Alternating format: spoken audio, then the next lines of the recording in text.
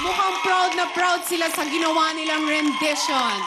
Thank you very much, Jem and Joey, na patayo ang coach ninyo. Habang nagdesisyon si Coach Bamboo, tanungin muna natin ang ibang coaches. Coach Sharon. Yes, gusto kong napapatayo ako sa upuan ko. Ang galing-galing yung dalawa.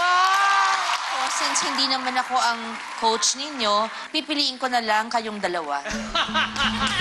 Oh boy, this is a fair fight. It's an even fight. It was so well done. So, I mean, whoever I pick, actually, I don't know. I mean, for this battle, you know what? I'm going to pick Mr. Personality over there. Wow! I love you, ma'am. Grabe, every time na nakikita ko yung mga artists ni Coach Bamboo, yung tama talaga, internal eh, alam mo yun. So, hemorrhage, meron ba? Ang nag-shine talaga sa akin, si Jem. I love you. I love you.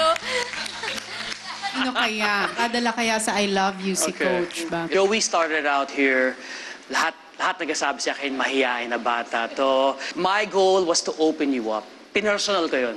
And I think the credit goes to yung pagka-open mo up, Joey, also kasi kay Jem eh. Yung chemistry, yung binabato niyang energy sa'yo, binabalik mo sa kanya eh. Right? It's growth nga eh. Right? So, maraming salamat sa inyo. Oh man, kailangan ko pumili ng isa to move forward. I think for the next round, I think will be...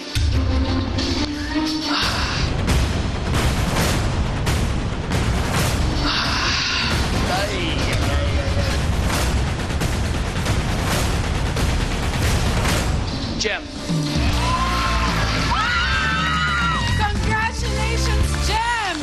We will see you sa knockouts and you're still part of Team Bamboo. At ginawa mo yung best mo. Joey-Ann is now up for steal, coaches.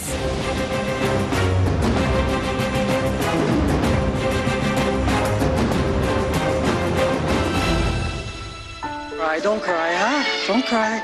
You did so good. You did so good, ha? May wala kang sabihin sa akin. I know how you feel, okay? Thank you very much, Joey. I'll walk you out. I'll walk you out, pero, ha? You'll be fine. Ha? Gitara pa tayo. It's alright. You should be proud. No worries. Ha? Tatayo na tayo, right? Okay? No worries.